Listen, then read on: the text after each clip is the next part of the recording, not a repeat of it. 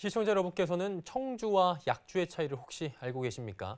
원래 우리의 전통 맑은 술이 청주입니다. 그런데 일제강점기 잔재로 여전히 우리의 술이 잘못된 이름으로 불리고 있다고 합니다.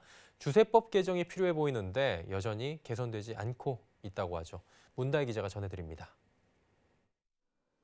맑게 걸러낸 술을 뜻하는 청주.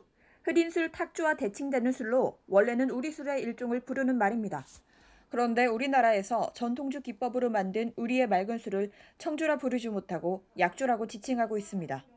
일제강점기를 거치며 일제가 만들어 놓은 잔재 때문입니다. 일본이 우리 술과 일본 술의 세금 차이를 두기 위해 우리 술은 조선주, 일본 술은 청주라 하며 그중 우리의 맑은 술은 약주라고 분류한 겁니다. 그런데 여전히 현행 주세법은 이러한 문제점을 개선하고 있지 않습니다.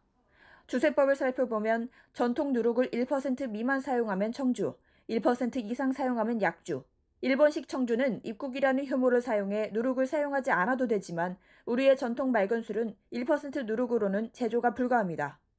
결론적으로 현행 주세법이 규정하고 있는 청주는 일본 청주, 우리의 청주는 약주인 셈.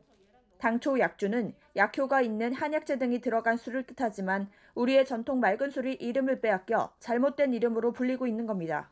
이로 인해 현행 주세법의 누룩 사용량 기준은 청주와 약주를 구분하기 위해 만든 억지라는 지적이 나옵니다.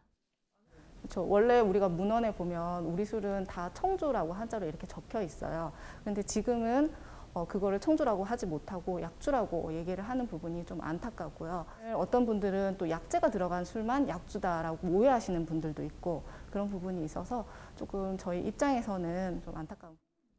우리의 전통 맑은 술과 일본식 청주는 원료와 만드는 방법이 달라 맛의 차이도 뚜렷합니다. 우리 맑은 술 약주는 여러 가지 원료와 누룩을 사용해 다양하고 풍부한 맛을 지녔으며 누룩의 색을 담아 노란 빛깔을 띠는 반면 일본식 청주는 단일 원료와 단일 누룩을 사용해 맛이 단조롭고 색이 없습니다. 이제는 일제의 잔재를 없애 우리의 전통 술을 잃어버린 이름을 되찾을 수 있도록 주세법 개정이 필요해 보입니다. 서울경제TV 문다혜입니다.